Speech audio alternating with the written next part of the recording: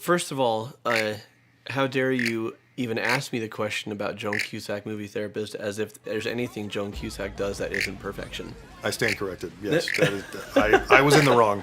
Why would she take a role if it wasn't perfection? It wouldn't be worthy of her talents. True.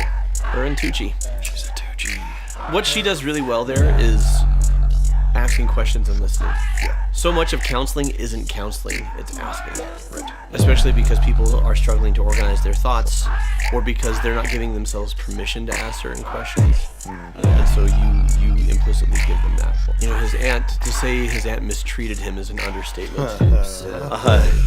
But he sees that behavior as, well, she had a really hard life. And I see this a lot. We talk about victim blaming.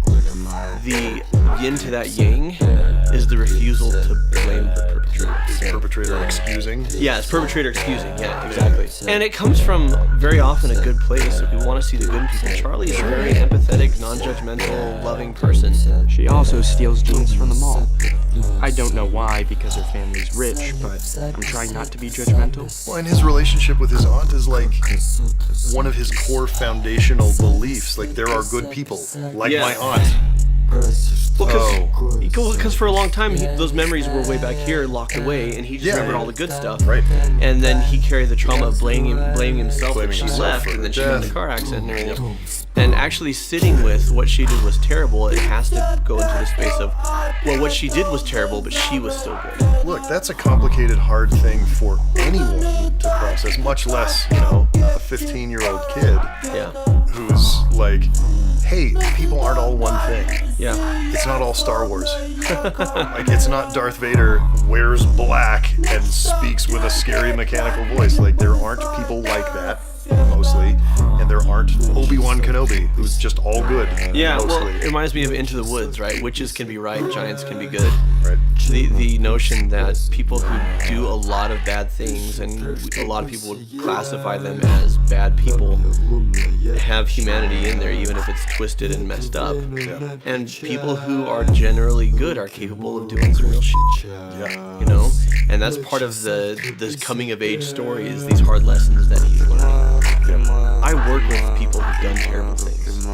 You know, some people need therapy because terrible things have been done to them, or they need therapy because terrible things have happened to them. Some people need therapy because they've done terrible things and they want to be better.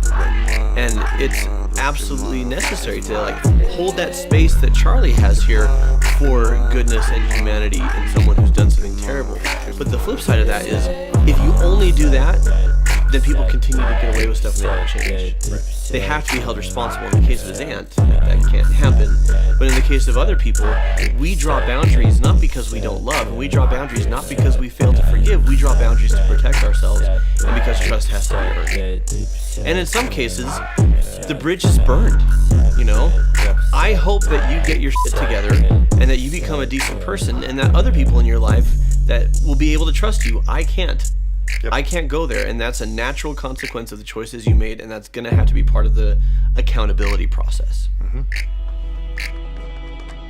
I don't know if I will have the time to write any more letters, because I might be too busy trying to participate. So they're visiting from college. He's a sophomore. I just want you to know that I was in a bad place before I started high school, and you helped me.